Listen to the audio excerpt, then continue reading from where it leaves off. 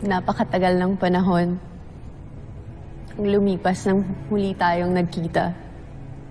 Hindi ba, Gargan? Makakalimutan mo ba si Halia, Gargan? Ang unang bathaluman na tumanggi sa'yo.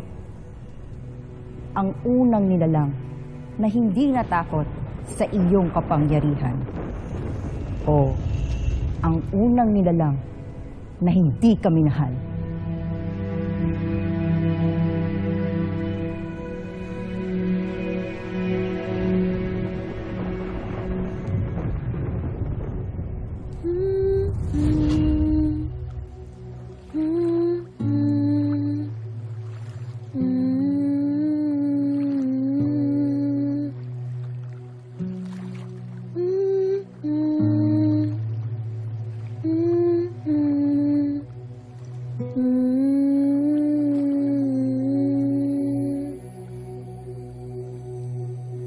Halia, tanggapin mo sana ang aking handog para sa iyo.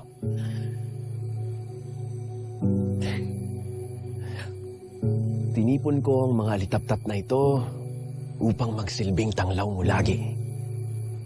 Lalo na sa tuwing sasapit ang dilim.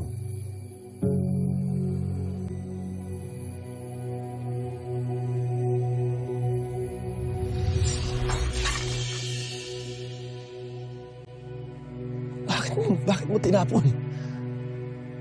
Hindi mo ba naibigan ang aking handog? Hindi tayo ginawa upang angkinin ang liwanag, Gargan. Tayo'y ginawa upang piliin kung paano ito igagalang. Sa paano paggalang, Halia? Ano ang nangyari sa sinasabi mong paggalang?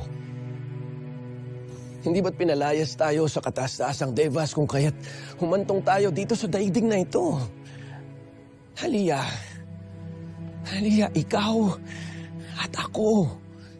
Kung magiging isa tayo, Halia, kung magiging isa tayo ay maaari tayong mamuno sa lahat ng ating mga kauri. Halia, kung tatanggapin mo ang aking pagsuyo sa iyo, ipinapangako ko na lilikha ko ng isang napakagandang daigdig.